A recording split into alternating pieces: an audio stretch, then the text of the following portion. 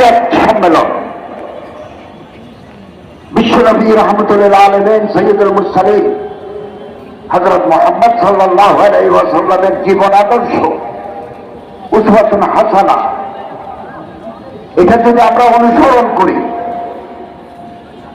আজ বেলায়েত তাফসাল জন্ম থেকে মৃত্যু পর্যন্ত আমরা যদি মেনে চলি, একটা বা করি, আমাদের জীবন সাফল্যে 100% সফলতা আমরা অর্জন করতে পারব। হযরতের জীবন আমাদের ব্যক্তি জীবনে, পারিবারিক জীবনে, সামাজিক জীবনে, রাষ্ট্রীয় জীবনে, আন্তর্জাতিক জীবনে সিরাতুল রাসূলকে, রাসূলের আদর্শকে আমাদের মেনে চলতে হবে। একটা জাতি সফল হতে পারে সিরাতুল নবীর উপর আমল করার বরকতে। এবং আল্লাহ তাআলা আমাদেরকে দুনিয়ায় পাঠিয়েছেন ইবাদত করার জন্য। ইবাদতবিহীন জীবন কোনো দাম নাই। এবং আল্লাহ পাঠিয়েছেন এখানে আমাদেরকে রিজিক তালাশ করতে বলেছেন। ওয়াবতাগু মিন ফাদলিল্লাহ, রিজিক তালাশ করো, খাবার, জীবন বাঁচানোর জন্য খাবার তালাশ করো। এই খাবার তালাশ করতে গিয়ে আমাদেরকে হালাল পথে যেতে হবে। দুর্নীতি, স্বজনপ্রীতি, দেশ থেকে টাকা বিদেশে পাচার করে খেলে হালাল রিজিক হয় না। হালাল হারাম যদি পেটে যায়, লা ইয়াদখুলুল জান্নাতা জাসাদুল গুযিয়া বিল হারাম। শরীরের ভিতরে রক্ত আছে 5.5 লিটার, হাড্ডি গোস্ত আছে 60 থেকে 70 কেজি। এই ভিতরে যদি 1 ফোঁটা রক্ত, 1 টুকরা হাড্ডি, 1 টুকরা গোস্ত হারাম দিয়ে তৈরি হয়, এই শরীর বেহেশতে যাবে না। এবং দুনিয়ার সমস্ত কাজের জন্য এখানে মামা আছে, বাগিনে আছে, এতে করে আমরা পার পেয়ে গেলাম, আখিরাতে আমরা পার পাবো না। ফাইসালুকুম মিন আমালিকুম, আল্লাহর দরবারে প্রতিটি কাজের জন্য হিসাব দিতে হবে। একথা যেন আমরা ভুলে না যাই।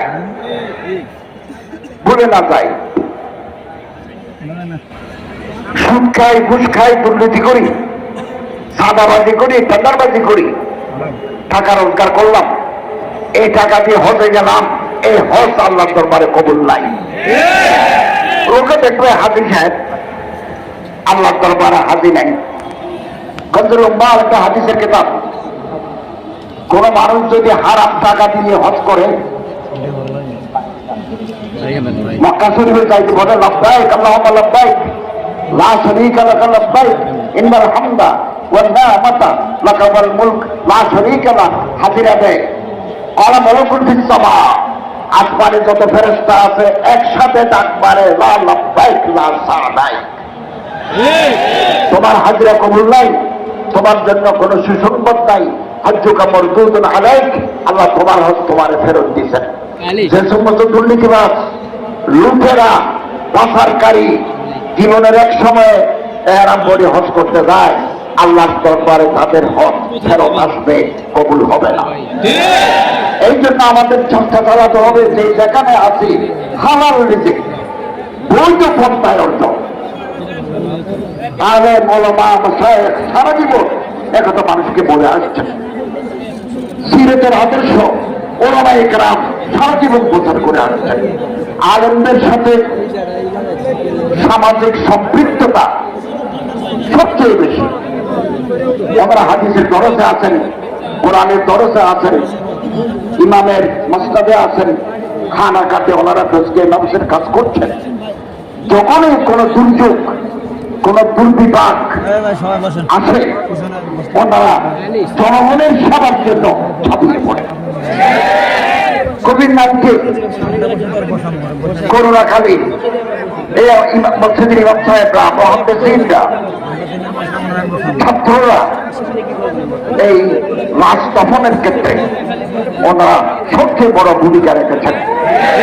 বাবার লাশ ছেলেরা স্পর্শ করে না, সেখানে ওলামায়ে কেরাম, মাদ্রাসার ছাত্ররা এদের তাজহিজ, তাকফিন করে গোসল দিয়ে জানাজা নামাজ পড়িয়ে তাদেরকে দাফনের ব্যবস্থা করেছেন। এক দুইটা নয়, শত শত হাজার। আগামী দিনেও কোন দুর্যোগ দুর্বিপাক কোন মাসায় যদি বাংলাদেশে আসে, এই সাম্প্রতিক বন্যায় আমি লক্ষ্মীপুর গেছি, মহাখালীতে গেছি, ফেনীতে গেছি, সব জায়গা থেকে মাদ্রাসার হুজুরের ছাত্ররা টান দিচ্ছে। অর্থাৎ জনগণের সাথে সম্পৃক্ততা ওলামায়ে কেরামের সবচেয়ে বেশি। ইমাম, আইম্মা, মাশায়েখ, ওলামা, দুআমা, নুকাবা, ওরাফা, এই সমস্ত মানুষ সমাজের প্রতিনিধি। আমি নিজেও 17 বছর যাবত একটা মসজিদে খুতবা দিয়েছি। আমাদের কথা মানুষ শুনতে চায়, মানতে চায়, টেলিফোন করে জেনে নেয়। অতএব সামাজিক শক্তি এই নেতাগুলি হচ্ছেন এখানে বসলে তাদের মতামতকে অগ্রাহ্য করে বাংলাদেশের কোন সিদ্ধান্ত কার্যকর হবে না। এবং আমি আপনাদের আশ্বস্ত করতে চাই, আমরা এই বাংলার ছেলেদের ভিতরে আল্লাহ রাসূল সাল্লাল্লাহু আলাইহি ওয়াসাল্লামের অবমাননা করে, ইসলামকে অসম্মান করে এইরকম মন্তব্য করে কোন পদক্ষেপ নেয়, আমরা তাদের প্রতিহত করার জন্য তৈরি। আমাদের এই সরকার আলেমদের সাথে নিয়ে কাজ করতে আগ্রহী, তবে আমাদের সময় কম। আমরা ইন্টারিম গভর্নমেন্ট, অন্তর্বর্তীকালীন সরকার। আমাদের সাংবিধানিক দায়িত্ব হচ্ছে আরেকটা প্রধানমন্ত্রী না আসা পর্যন্ত আমরা আইন শৃঙ্খলা রক্ষা করবো, এটাকে ডেভেলপ করবো, রেস্টোর করবো। Restoration of law and order situation, এটা আমাদের অগ্রাধিকার। দুই, সাস্টেইনেবল ইকোনমি। আমাদের এখন রিজার্ভে টাকা নাই, আমরা এখানে সময়ের সরকারের দায়িত্ব নিয়েছি, আমাদের রিজার্ভ খালি, সব নিয়ে গেছে বাইরে। আমরা এখানে কিছু পাই নাই। এখন কয়েকদিন পরে চাষাবাদ শুরু হবে, ওখানে 40-50 বিলিয়ন ডলার আমাদের দরকার সার আমদানি করার জন্য। এই টাকা জোগাড় করতে আমরা খিলখিল খেয়ে যাচ্ছি। তারপরে এই বিদ্যুৎ আছে বিদেশ থেকে। বিগত দিনে এখানে বিদ্যুৎ, স্থায়ী বিদ্যুৎ উৎপাদনের কোন ব্যবস্থা হয় নাই। কুইক রেন্টাল করে যেটা হয়েছে, এটা বাংলাদেশের জন্য বিরাট ক্ষতি। কুইক রেন্টাল থেকে আমরা সাপোর্ট হচ্ছে না। এই জন্য আগামী দিনে আমাদের টাকা দিতে হবে। ওখানেও আমরা কিছু টাকা দিচ্ছি, সার আমদানির জন্য কিছু টাকা দিচ্ছি, আমাদের রিজার্ভ নাই। তবে আসার কথা হচ্ছে, বিদেশে তারা আছেন, তারা ব্যাংকিং চ্যানেলে টাকা পাঠাচ্ছেন। এটা আলহামদুলিল্লাহ গত মাসে 2.2 বিলিয়ন হয়েছে। আপনাদের আত্মীয় স্বজন যারা বাইরে আছেন, হুন্ডিতে টাকা না পাঠিয়ে ব্যাংকিং চ্যানেলে টাকা পাঠালে আমাদের অর্থনৈতিক সমৃদ্ধি আসবে। আমরা চেষ্টা করছি ফরেন ট্রেড রপ্তানির মাধ্যমে কিছু টাকা আনার জন্য আমরা চেষ্টা করছি। এক কথায় আমরা একটা চ্যালেঞ্জের ভিতরে যাচ্ছি। এই চ্যালেঞ্জ সাথে সমাধানে আমাদের সাথে আপনারাও আছেন, এই বিশ্বাস আমার আছে। সম্মানিত হাজিরিন, টাকা রোজগার করা ফরজ। طلب كسب الحلال فريضة بعد الفريضة। আল্লামা তকি উসমানী সাহেব ইসলামী খুতবাতে লিখেছেন, নামাজ, রোজা, হজ, যাকাত আউয়ালিন ফরজ, নিচে আরো ফরজ আছে, সেকেন্ড ক্যাটাগরি অফ ফরজ। সেটা হচ্ছে পেটের পাত জোগাড় করা, বিবি বাচ্চাদের জন্য খাবার জোগাড় করা, মা বাবার জন্য অন্ন জোগাড় করা, এটা সেকেন্ড ক্যাটাগরি অফ ফরজ। যে কোনো কাজ, হালাল কাজ। আমি রিক্সা চালাতে পারি, আমি সিএনজি চালাতে পারি, আমি একটা ব্যবসা করতে পারি। পয়সা থাকলে বড় ব্যবসা করবো, পয়সা করতে থাকলে ব্যান গাড়ি দিয়ে তরকারি বেচবো। এগুলো ইবাদতের ভিতরে গণ্য, ইবাদতের ভিতরে গণ্য। এবং রাসূলুল্লাহ সাল্লাল্লাহু আলাইহি ওয়াসাল্লামের হাদিস আছে, 10টা যদি অর্থ উপার্জনের ব্যবস্থা থাকে, 9টা হচ্ছে ব্যবসা।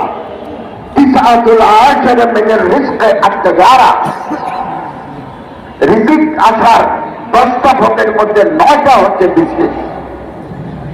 আপনি গ্রামের জীবনে দেখুন,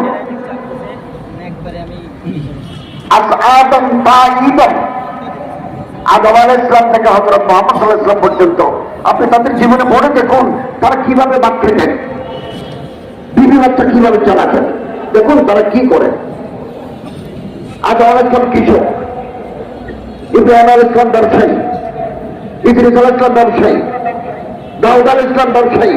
একজনের এক এক ব্যবসা, কেউ গাছের ব্যবসা, কেউ ব্যাগ বানায় বাজারে বিক্রি করতেন, কেউ লোহাদি, এটা লোহা দিলেন যে দা ছুরি বানাই দাও, বানাই দেবেন, তিনি লাভ পাবেন। হযরত সোহাইব আলাইহিস সালাম ছাগলের খাবার, মুসা আলাইহিস সালাম ছাগল চড়াতেন, নবী করিম সাল্লাল্লাহু আলাইহি ওয়াসাল্লাম ছোটকালে ছাগল চড়িয়েছেন, ব্যবসা করেছেন। জীবিকা অর্জনের কোন না কোন পথ সাহাবায়ে কেরাম, হযরত আব্দুর রহমান ইবনে আওফ মদিনার সবচেয়ে বড় ব্যবসায়ী, হযরত উসমান গনি সবচেয়ে বড় ব্যবসায়ী। ওনাদের যখন মদিনায় সিরিয়া থেকে ঢুকে, মুলকের শাম থেকে ঢুকে কয়েক হাজার ব্যবসায়ী, কিন্তু ওনাদের টাকা ইসলামের খেদমতে দিয়ে হয়েছে। হযরত উসমান রাদিয়াল্লাহু তাআলা হাসবাই তাবুকে বিপুল সম্পত্তি, টাকা পয়সা দৌলত রাসূলুল্লাহর হাতে অর্পণ করেছেন। আমরা রিজিক তলব করব, নিজেরা খাবো, ছেলে মেয়েদের জন্য কিছু রাখবো, ইসলামের খেদমতে বাকিটা বিলিয়ে দেব।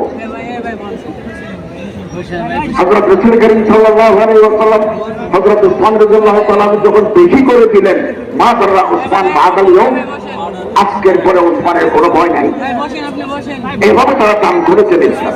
এই জন্য ধনীদের দায়িত্ব মসজিদ, মাদ্রাসা, যাকাত, কারে হায়রে দান করে রাষ্ট্রকে সহযোগিতা করা। আমাদের একটা যাকাত বোর্ড আছে, আমি বিজ্ঞ আলেমদের নিয়ে যাকাত বোর্ডকে সাজাবো এবং যাকাত আহরণ, যাকাত বিতরণে আমরা যাতে গুরুত্বপূর্ণ ভূমিকা রাখতে পারি, এই জন্য যাকাত বোর্ড পুনর্গঠন করব এবং এই গরিব দুঃখী মানুষ মাসারের যেখানে দিলে যাকাত আদায় হবে, এটাও ওনারা বলবেন। আমরা এভাবে জনগণের পাশে থাকবো। সম্মানিত হাজিরিন, আমরা কতদিন আছি সেটা আল্লাহ তাআলা ছাড়া কেউ জানেন না। তবে 90 দিনের একটা কয়েক ছিল যে ওদের 90 days আমরা নির্বাচন দিয়ে দায়িত্ব হস্তান্তর করব, কিন্তু 90 দিনের ভিতরে আমরা পারবো না, কারণ আইন শৃঙ্খলা এখনো সম্পূর্ণ নিয়ন্ত্রণে আসে নাই, অর্থনীতি ভঙ্গুর অবস্থায়। এই জন্য আমাদের সময় নিতে হতে পারে।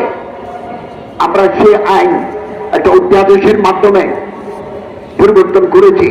পরবর্তী প্রধানমন্ত্রী ভোটের মাধ্যমে যার ভোট তিনি দিতে পারবেন আগামী দিনে ইনশাআল্লাহ। নির্বাচন কমিশনকে আমরা জেলে সাজাবো, পরিবর্তন করব। লেভেল প্লেইং ফিল্ড, সমস্ত রাজনৈতিক দল সমান সুযোগ পাবেন। আমরা সেই লেভেল প্লেইং ফিল্ড তৈরি করে দেব। আপনারা জনগণের কাছে যাবেন, জনগণকে বুঝান, আপনি যেটা চান সেটা জনগণকে বুঝান, তারপরে জনগণের ভোট নিয়ে পার্লামেন্টে আসেন। আমরা আপনাদের হাতে দায়িত্ব দিয়ে চলে যাব।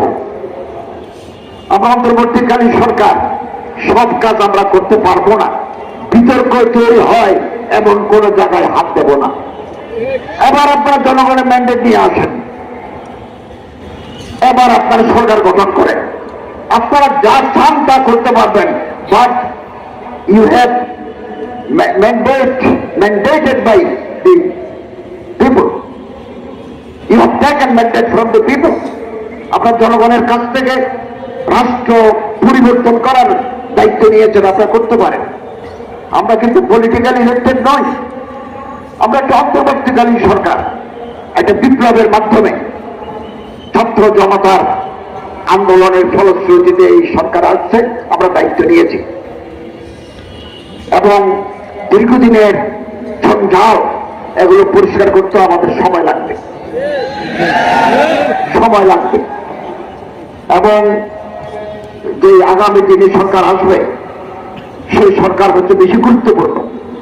একতলাপ বা হামির নাজার এগুলো দূর করুন, এক মুসলমান আর এক মুসলমানের হাত ধরুন, একতলাফাত থাকবে, ইত্তেফাক মাল ইখতিলাফ। আল্লামা মুফতি শফি সাহেব রাহমাতুল্লাহ আলাইহি বলেন, একতলাফ কোনোদিন যাবে না, যাওয়ার সম্ভাবনা নাই। এই একতলাফ নিয়েই আমরা ইত্তেফাক হব, আমরা একে অপরের হাত ধরব। আমাদের কলিজা ছোট কেন? আমরা কেন আমাদের কলিজা বড় করতে পারি না? কেন আমাদের দৃষ্টিভঙ্গি সংকীর্ণ? We have been confined within ourselves. আমরা আমাদের নিজেদের মধ্যে বন্দী হয়ে আছি। আমি এদেশের ধর্ম উপদেষ্টা, আমি মুসলমানদের ধর্ম উপদেষ্টা, আমি হিন্দুরও ধর্ম উপদেষ্টা, আমি বৌদ্ধেরও ধর্ম উপদেষ্টা, আমি খ্রিস্টানেরও ধর্ম উপদেষ্টা।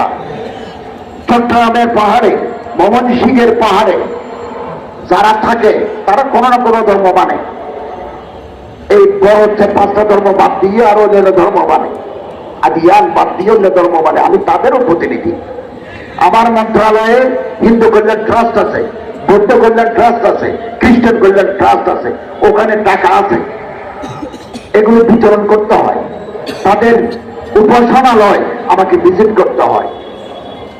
আপনি যদি এটা পছন্দ না করেন, আপনি জনগণের কাছে যাই, আগামী দিনে ভোট চান, রাষ্ট্রের কাঠামো পরিবর্তন করে ফেলেন, আপনি যেটা চান সেটা হবে। আমি যে দায়িত্বে বসেছি এটা তো ইসলামিক স্টেট নয়, আবার এই দেশটাকে ইসলামী রাষ্ট্র নয়, সেকুলার রাষ্ট্র। সেকুলার রাষ্ট্র, একটা বিধিবিধান আছে, আমি এর বাইরে যেতে পারবো না। জন্মাষ্টমী উদযাপিত হয়েছে, রাষ্ট্রের নিয়োগ, প্রেসিডেন্ট বসবেন, প্রেসিডেন্টের পাশে আমি বসবো, মহামান্য রাষ্ট্রপতি বসবেন, আমি বসবো, বসেছি। দুর্গা পূজা আসবে, মহামান্য রাষ্ট্রপতি বসবেন, আমি বসবো, হিন্দুদেরকে আমরা সম্বর্ধনা দেব। বৌদ্ধদের প্রমাণনাপূর্ণ পূর্ণিমা হবে, প্রেসিডেন্ট বসে, মহামান্য রাষ্ট্রপতি পাশে থাকবেন, আমি পাশে থাকবো। 25 ডিসেম্বর খ্রিস্টানদের বড়দিন, আমাকে সম্বর্ধনা দিতে হবে তাদের রাষ্ট্রের সাথে। তারপরে ঈদ হবে, ঈদুল ফিতর, ঈদুল আজহা, আমরা মুসলমান ওলামায়ে কেরাম প্রতিনিধিদেরকে বঙ্গভবনে ডেকে সম্বর্ধনা দেব। এটা রাষ্ট্রীয় নিয়ম, রাষ্ট্রীয় আচার, এগুলো আমাদের মেনে চলতে হবে। আপনার পছন্দ না হলে আপনি আগামী নির্বাচন জেনে দেবে, এর জন্য মাঠ তৈরি করেন। কি আদর্শ চান, কোন আদর্শে দেশ চালাতে চান সেটা মানুষকে বুঝান, ম্যান্ডেট নিয়ে আসেন, জনগণের পাওয়ার নিয়ে এসে রাষ্ট্রের কাঠামো পরিবর্তন করুন। আপনি যেটা চান সেটা আপনি করতে পারবেন। আমাদের কাজগুলো আমাদের করতে দেন, এটা আমাকে করতে হবে। আমি এই মাদ্রাসায় এসেছি, এই জাতীয় সিরাত কমিটির সম্মেলনে এসেছি। আমি তো রাজশাহী থেকে আহলে হাদিসের 2টা মাদ্রাসা ভিজিট করেছি। এটা আলিয়া মাদ্রাসা, কামেল মাদ্রাসা ভিজিট করেছি, এটা দারা হাদিস পর্যন্ত কওমি মাদ্রাসা ভিজিট করেছি। আমি শ্রী শ্রী গৌরাঙ্গদেবে ঠাকুরের মন্দিরে গেছি, তাদের মাঝে গরিব মানুষ যারা তাদের মাঝে বিতরণ করেছি। রাজশাহীতে মুসলমানদের এলাকায় আমি বিতরণ করেছি। আমি তো তাদেরও প্রতিনিধি। দুর্গা পূজা উপলক্ষে সরকার হিন্দুদের ধর্ম উৎসব, বিভিন্ন গরিব মন্দির আছে, এই মন্দিরের জন্য টাকা দেয়। আগে দিত 2 কোটি টাকা, 3 কোটি টাকা, এবার আমাদের চিফ অ্যাডভাইজার সাহেব দিচ্ছেন 7 কোটি টাকা। হিন্দু তহবিলে দিচ্ছেন, আমাদের ফান্ডে দিচ্ছেন। আমরা এটা বাংলাদেশের যত জেলা আছে, কিছু জেলা বড়, কিছু জেলা ছোট, এরকম একটা তালিকা করে জেলা প্রশাসনদের মাধ্যমে আমরা এগুলো ওখানে পৌঁছাবো, তাদের কাছে এগুলো পৌঁছাবো। এবং ভাইয়ের একটা মিথ্যা প্রচারণা চলছে সারা দুনিয়াব্যাপী, সেটা কি? বাংলাদেশের হিন্দু, বৌদ্ধ, খ্রিস্টান, যাদেরকে আমরা মাইনরিটি বলি, সংখ্যালঘু বলি, তাদের উপর জুলুম হচ্ছে, এরকম একটা কথা বাইরে মিথ্যা প্রচারণা চালাচ্ছে। এবং আমার সাথে ইউরোপীয় ইউনিয়নের কমিশনের লোকেরা দেখা করেছেন, আমার সাথে ভারতের অ্যাম্বাসেডারের সাথে দেখা হয়েছে, নেপালের রাষ্ট্রদূতের সাথে দেখা হয়েছে। এই কয়েকদিনের মধ্যে ডেনমার্ক, অস্ট্রেলিয়া, আমেরিকার রাষ্ট্রদূতের সাথে ওনারা আমার অফিসে আসবেন। সবার একটা কথা যে we have been concern about the persecution of the minorities. তারা বলতে চাচ্ছেন যে আমরা উদ্বিগ্ন, এই দেশে অমুসলমানদের উপর জুলুম হচ্ছে। এই কথাটা সম্পূর্ণ মিথ্যা প্রচারণা, বাইরে চলছে, ওনারা সেটা আমাদের কাছে জানতে চাচ্ছেন। আমরা ওনাদেরকে আশ্বস্ত করেছি বাংলাদেশের কোথাও সাম্প্রদায়িক সম্প্রীতি নষ্ট হয় এইরকম কোন কাজ আমাদের দেশে হচ্ছে না, হচ্ছে না। আমরা রাষ্ট্রের পক্ষ থেকে যত নিরাপত্তা ব্যবস্থা গ্রহণ করা দরকার সেটা আমরা গ্রহণ করছি। তারা নির্বিঘ্নে তাদের ধর্ম পালন করবেন, আমাদের রাষ্ট্রের পক্ষ থেকে কোনো বাধা নাই। আজকে সূত্রাপুরে আমার সচিব মহোদয় আমার জানালেন যে একটা মন্দির থেকে মূর্তি শুরু হয়ে গেছে, তালা ভেঙে তারা নিয়ে গেছে। পরে এটা উত্তর হয়েছে, তো উত্তর হওয়ার সময় কিছু ভাঙি রেগে গেছে সামান্য, এবং আবার বসানো হয়েছে। তাই বললাম এগুলো কারা করল? তিনি বললেন জমি নিয়ে বিরোধ, জায়গা নিয়ে গোলমাল।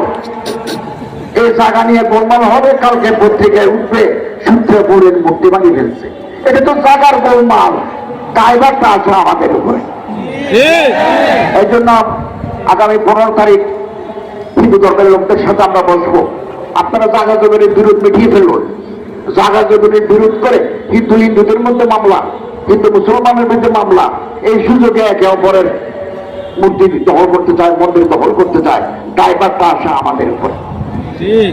আমরা একথা তাদেরকে বলেছি, কেউ যদি কোন মসজিদ, কোন মন্দির, কোন উপাসনালয় ভাঙতে আসে, আপনারা যদি তাদের ধরতে পারেন, আমরা তাদের বিরুদ্ধে দেশের প্রচলিত আইনে বিচার করব, বিচার করব। আমি আপনাদের খেদমতে আরজ করি, দৃষ্টিভঙ্গি বড় করুন। ছোট কলিজার মানুষরা বড় কাজ করতে পারে না, दृष्टिभंगी ছোট দেয়। परवाज है दोनों की एक ही फिजा में कि किसका जहां और है शाही का जहां और। একই আকাশে উড়ে শকুন যায় নিচে, কোন মরা পাওয়া যায় কিনা। ইগল পাখি যায় উপরে, जितना ही दबाओगे उतना ही उतरेगा। যত মকামের বাতাস আসে, ইগল পাখি আরো উড়ে যায়, তার দৃষ্টিভঙ্গি উপরে। दुनिया और भी है, आसमां और भी है, सितारों के आगे जहां और भी है। এই যে তারা দেখা যায়, এর পিছনে জগৎ আছে।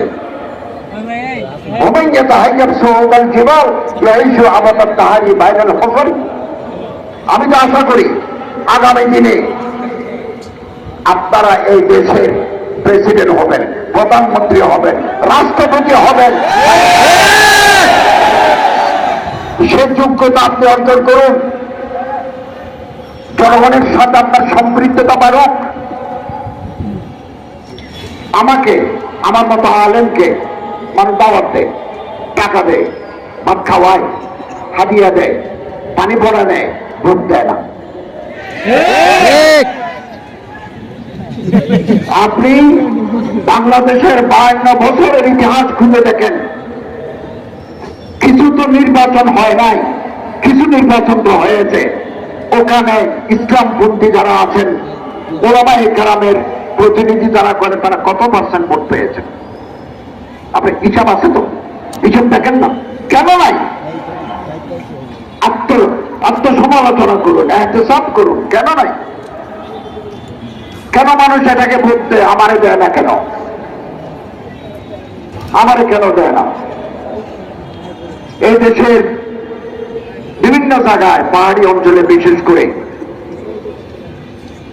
অন্যান্য ধর্মের অনুসারীরা ভিতরে ঢুকে গেছে, এদেশের মানুষকে তাদের ধর্মের অনুসারী করছেন।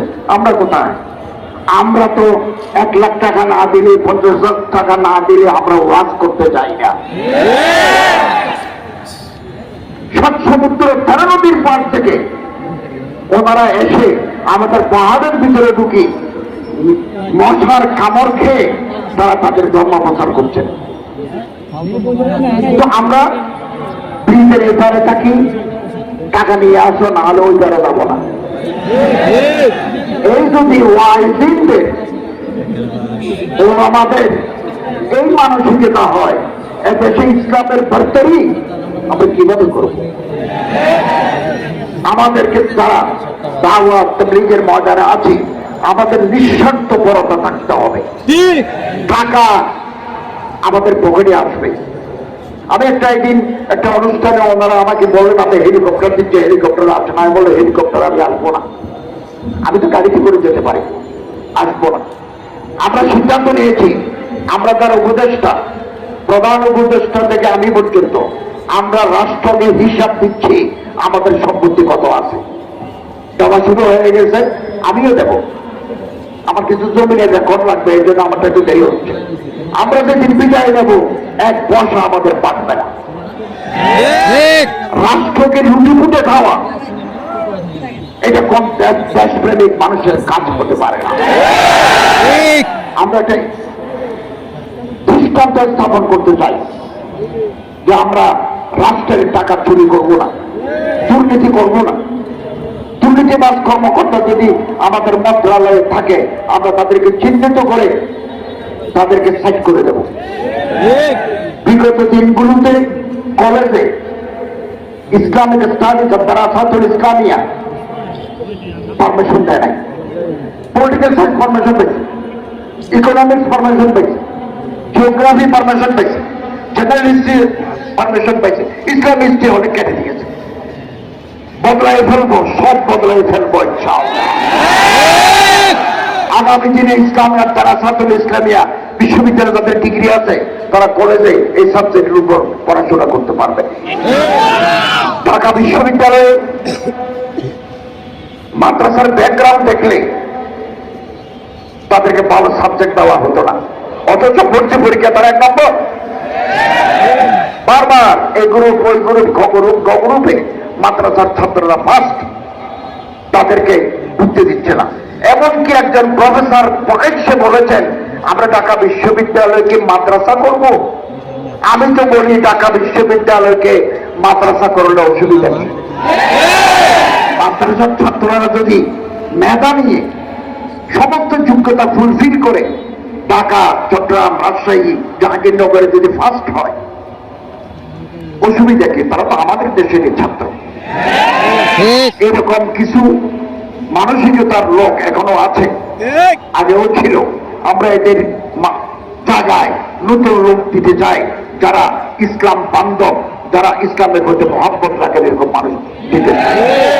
আমি মাননীয় শিক্ষামন্ত্রীর সাথে বেশ কয়েকবার বসেছি। আমাদের যে সিলেবাস ছিল, এই সিলেবাস যথেষ্ট আপত্তি ছিল। 2012 সালকে কেন্দ্র করে আপাতত আমাদের বই ছাপতে হবে, জানুয়ারি 1 তারিখ বই দিতে হবে। আমাদের হাতে সময় কম, 3 মাস সময় আছে। ক্লাস 1 থেকে 10 পর্যন্ত আমাদের বই দিতে হবে। তো 2012 সালকে কেন্দ্র করে আমরা সিলেবাসকে কিছুটা সাজিয়েছি। ওখানে মাদ্রাসার শিক্ষার ভিতরে যে টোল ছিল, টোল, তবলা, এগুলো থাকবে না। 2025 সালে থেকে আমরা 26 সালে যে বই দেব, এই বইটি আমরা আরো বেশি আমাদের ইসলাম যার ধর্ম সে পালন করবে, হিন্দু শিক্ষা, বৌদ্ধ শিক্ষা, খ্রিস্টানি শিক্ষা, ইসলাম শিক্ষা, আলাদা আলাদা বই আছে। যার লাইনে সে বইগুলো করবে এবং এদেশের ঐতিহ্য, এদেশের মূল্যবোধ, এদেশের সংস্কৃতিকে প্রাধান্য দিতে হবে। কিছুটা আমরা আবার করছি, যা বাকি থাকবে আপনারা পরামর্শ দিবেন, আপনাদের পরামর্শ নিয়ে আমরা চলব। আগামী 2026 সালের যে পাঠ্যক্রম স্কুলে কলেজে দেওয়া হবে সেটা আমরা আরো আমূল পরিবর্তন করবো ইনশাআল্লাহ। এদেশের মানুষ স্কুল কলেজে পড়ে যাতে নামাজি হয়, রসুলের প্রতি যাতে তার মহাব্বত বাড়ে, আগামী দিনে এরকম সিলেবাস তৈরি করার পরিকল্পনা আমাদের আছে। তবে সেটা কাপে কাপে যেতে হবে, আপনি একদিনে চাইলে আমরা পারবো না। কালকে শিক্ষামন্ত্রীর সাথে আমরা বৈঠক করেছি, উনি বললেন এখন আর নতুন কিছু ঢুকানো যাবে না, আমরা প্রেসে দিতে হবে।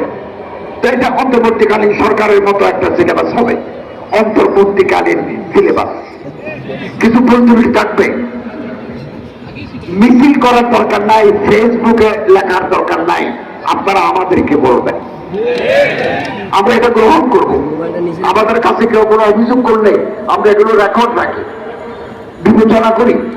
ফেসবুকে লিখলে আপনি বাহবা পাবেন, আমাকে আপনি অসম্মানিত করবেন, শেষে গিয়ে কোনো ফায়দা হবে না। আমাকে 20 জনে পছন্দ করে না, 80 জনে পছন্দ করে, তো হোক না। আমরা আল্লাহকে রাজি করার জন্য কাজ করছি। এটা আমার জীবনে একটা মারহালা। আমি এতদিন একটা মাদ্রাসায় হাদিসে খেদমত করেছি, এটা মসজিদে খুতবা দিয়েছি, ইন্টারন্যাশনাল ইসলামিক ইউনিভার্সিটিতে আর দারাসাতুল ইসলামিয়ার পাঠদান করেছি, এর আগে কলেজে করেছি 24 বছর। এটাই আমাদের জীবনের মারহালা। আমি দেখি না, আমি রাত্রে পরিশ্রম করি, আমার শরীরের ওজন কমে গেছে, ঠিক মতো ঘুমাতে পারি না, সারাদিন অফিসে কাজ করি, মাথায় এসে আবার ভিজিটরদের সাক্ষাৎ। আমি মনে করি এটা মারহালা, এটা দায়িত্ব আমি পালন করছি। আমি মাদ্রাসার ছাত্রদেরকে বলবো আপনারা তৈরি হন, উলুমুল এলাহি গ্রহণ করবেন, করছেন, উলুমুল আসরিয়াও করেন, ফকি উসমানীর মতো, জিদের মালিকুমের মতো বিচারপতি হতে হবে আপনাদের। টোটাল সেট আপ যদি আমরা বদলাতে চাই তাহলে আমরা আমাদের আদর্শের উপর আমাদের বড় হতে হবে। আলহামদুলিল্লাহ অনেক লোক তৈরি হয়ে গেছে, আগামী দিনেও তৈরি হবে। আল্লামা ইকবাল রহমতুল্লাহ বলেন, शीशा टूट जाती है पत्थर की चोट से। पाथर मेरे दिले शीशा ग्लास भागी जाए, पाथर मारले ग्लास भागी जाए। ऐसे शीशा तलाश कर जिससे पत्थर ढुक जाए, एमन ग्लास तैरी करो যে গ্লাস মারলে পাথর ভাঙি যায়। চীনে কিছু ব্রিজ আছে, চায়নায়, আমি চীন গেছি, চায়নায় কিছু ব্রিজ আছে, ব্রিজের উপর দিয়ে হাঁটি যাবেন, এটা গ্লাসের উপর হাঁটি যাবেন, এত শক্ত গ্লাস। আপনি হাঁটতে নিচে গাছ থেকে ভয় পাবেন, কিন্তু আপনি ট্যাগে পড়বেন না, কারণ এটা মজবুত शीशा है। मिल जाए तुझे दरिया तो समंदर तलाश कर, নদী যদি পাও সমুদ্র তালাশ করো। একটা কোন যদি তৈরি করতে পারি, এটা যদি করতে পারি, হাম ফিকির হাম দিল